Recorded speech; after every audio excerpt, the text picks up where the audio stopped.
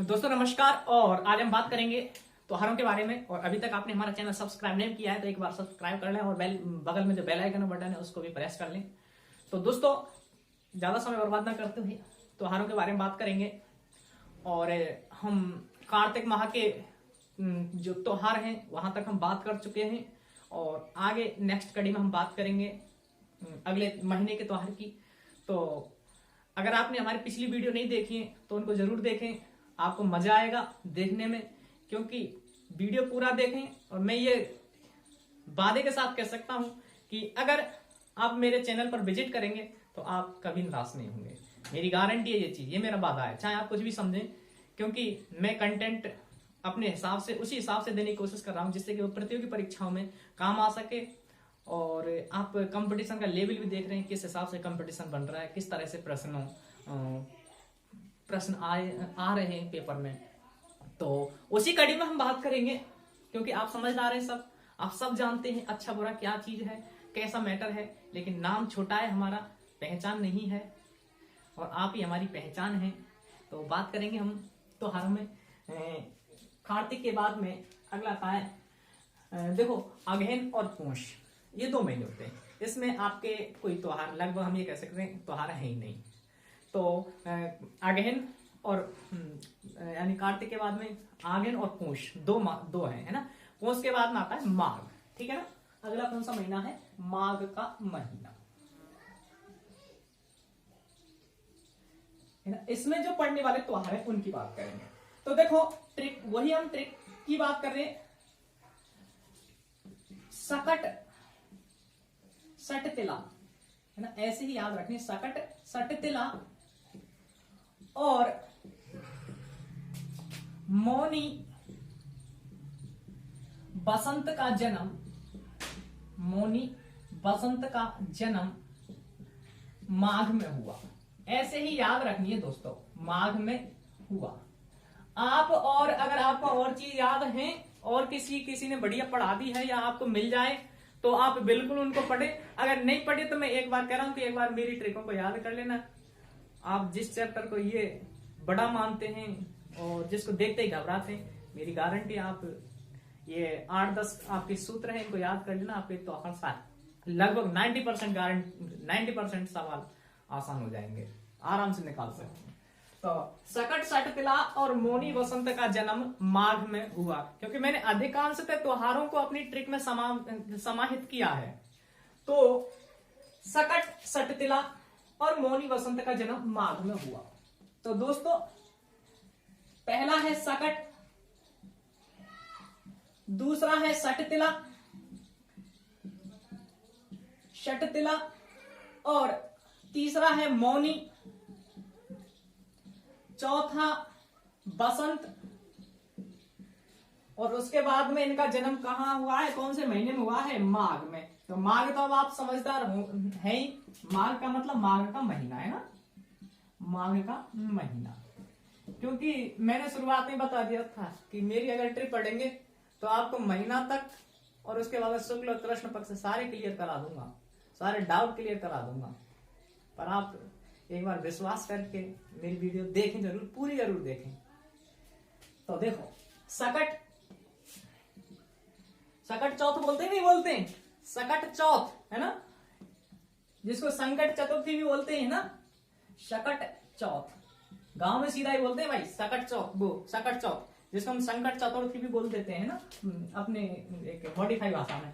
सट तिला का मतलब सट तिलाई है भैया, सट तिला ये 11 होती है ना, सट तिला 11।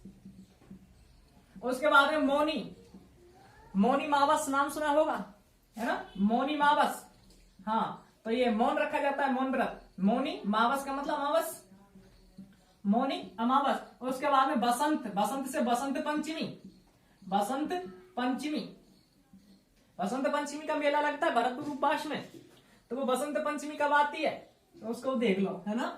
तो सगर से सगर चौथ, सटतला से सटतला 11, मौनी से मौनी अमावस और बसंत से बसंत पंचमी और माघ में यानी माघ से माघ महीने के त्योहार। तो देखो इसमें चौथ 4, 11 में 11 अमावस, इसको थोड़ी कुछ लिखेंगे अमावस्या, पंचमी 5, अब पक्षों की बात रहेगी, शुक्ल पक्ष और कृष्ण पक्ष। कौन सा पक्ष है, यही तो रह गया। तो देखो आप देख रहे हैं इनमें क्रम कुछ है, क्रम दिख रहा है 4, 11 और फिर अमावस्या। अमावस्या के बाद में फिर दूसरा पक्ष चालू हो जाता है, कौन सा, शुक्ल पक्ष। होता है कि नहीं होता है। तो आप ये पहले कौन सा पक्ष है, कृष्ण पक्ष है ना, के का मतलब कृष्ण पक्ष, के 11 उसी में चल रहे। अब अमावस्या आ गई, अमावस्या के बाद में आपका दूसरा पक्ष लगता है, सेकंड पार्ट पक्ष कौन सा लगता है, शुक्ल पक्ष। तो ये 5 है भैया, इसमें तो जाएगा नहीं वापस, आगे बढ़ रहे ना क्रम से। तो ये शुक्ल पंचमी। तो ये मेरा तरीका है जिसमें आप शुक्ल और कृष्ण पक्षों को आराम से अलग कर सकते हैं। और क्योंकि मैंने बनाई ट्रिक बनाई उसी हिसाब से आपको एक क्रम सेट हो जाए और आप सारी चीजें वो क्लियर हो। तो ये है सकट सप्तला और मोनी बसंत का जन्म माघ में हुआ, जिसमें से आपके त्योहार ये आ जाएंगे। ठीक है, उसके बाद में माघ के बाद में फागुन का महीना होता है ना, जिसको हम फाल्गुन भी कह देते हैं। सकट सटकला और मौनी वसंत का जन्म माघ में हुआ, सकट सटकला और मौनी वसंत का जन्म माघ में हुआ। मजा आएगा पढ़ने में जब याद करेंगे चीजों को, क्योंकि आप ऐसा सोचें कि आराम से याद हो जाएगी। देखो हर चीज मिलती है, कठिन भी होती है, सरल भी होती है। तो जो कठिन भी चीज है हम कोशिश की है उनको सरल बनाने की। तो एक बार याद कर लेंगे फिर तो आपके ऐसा समझ स्थायी होने के ज्यादा चांस रहेंगे। तो अगला है फाल्गुन माह के त्योहार। फाल्गुन या फाल्गुन है ना, माह के त्योहार। ठीक है ना। तो आप ऐसा लिख सकते हैं, एक ट्रिक है, शिवजी ने फागुन में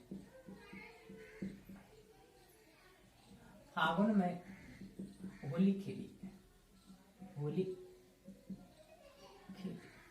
वैसे होली फागुन में ही आती है, सब जानते हैं, है ना। शिव जी ने फागुन में होली खेली। तो देखो भैया, शिव जी, आप ऐसे भले शिव 14 बोलते हैं, नहीं बोलते हैं, शिव 14। और एक है होली। होली मैंने पिछली वीडियो में कई बार जिक्र किया है कि अमावस्या पूर्णिमा के दिन आती है होली और दीपावली, है ना। तो अब वो क्या है वो मैं क्लियर कराता आया हूं शुरुआत से ही। अब है होली, ठीक है ना। और होली की बात करें तो आपके पूर्णिमा को आती है, कब आती है, पूर्णिमा को। तो शिव जी ने फागुन में होली खेली, तो शिव 14 को आती है और ये पूर्णिमा को। तो यहाँ आप थोड़ा सा इसको अपने हिसाब से याद रख लें। शिव 14 से वो कृष्ण पक्ष में आती है 14 को, ठीक है ना। कृष्ण 14 को आती है आपकी ये, और होली आती है आपकी पूर्णिमा के दिन। और ये क्लियर हो जाएगा। शिव जी ने फागुन में होली खेली है ना, एक आपका शिव 14 और एक होली। अब इसके बाद में होली जब आया है तो होली का जिक्र करेंगे हम। तो होली के जिक्र में हम कई होलियों के प्रकार पढ़ेंगे दोस्तों। तो होलियां, क्योंकि पेपर में भी क्वेश्चन बन जाता है। तो होली यानी कि विभिन्न होलियां, हम राजस्थान में बात करें तो राजस्थान में कहाँ की होली कौन सी प्रसिद्ध है, विभिन्न होली के प्रकार, ठीक है ना। तो देखो एक होली है देवर भाभी की होली, है ना, देवर भाभी की होली। देवर भाभी की होली की बात करें तो देवर भाभी की होली कहां की प्रसिद्ध है,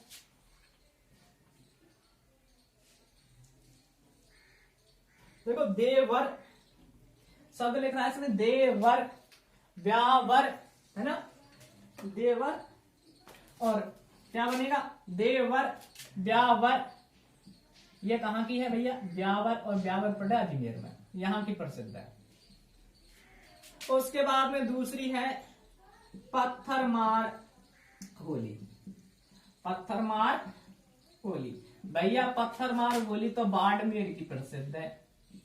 मैं तरीके से याद करा दूंगा, चिंता मत करो। कहां की, बाड़मेर की प्रसिद्ध है। तो याद कैसे रखेंगे, पत्थरमार और बाड़मेर, ठीक है ना। तो पत्थरों की क्या है, पत्थरों की बाढ़। कैसे याद रखेंगे, पत्थरों की बाढ़। तो पत्थर से पत्थरमार होली हो जाएगी और बाढ़ से बाड़मेर हो जाएगा, ठीक है ना, ऐसे याद हो जाएगी। उसके बाद में अगली होली पढ़े भैया, कोडामार होली। कोडामार होली, है ना, कोडामार होली प्रसिद्ध है भैया भिनाय अजमेर की। भिनाय कहाँ पे है? अजमेर में। ठीक है भैया, चमड़ा उद्योग के लिए भी प्रसिद्ध है कोडा, वो भिनाय जगह। ठीक है ना। हाँ, कोडामार, तो आप इसको कैसे याद रखें? कोडा भी नाय मारे, है ना। कैसे याद रखेंगे? कोड़ा भी नाय मारे, यानी कि कोड़ा भी ना मारे, मतलब कोड़ा मारे ऐसे आप याद रख सकते। कोड़ा भी ना मारे, ऐसा शब्द आपको अपने दिमाग में रखना है। कोड़ा भी ना, तो कोड़ा से कोड़ा, भीना से भीना। भाई पूरा अर्थ आ रहा है यार, पूरा शब्द निकालने की कोशिश की है मैंने। ये मेरे खुद के कह सकते हैं इम्प्रूवमेंट है, मैं खुद ही कर रहा हूँ इन चीजों को, पर थोड़ी सी समय मिलता है तो उस हिसाब से करने की कोशिश कर रहा हूँ, क्योंकि यहाँ कंफ्यूजिंग वाले होते हैं, हम कंफ्यूज ज्यादा होने के चांस कहाँ की कौन सी होली प्रसिद्ध है।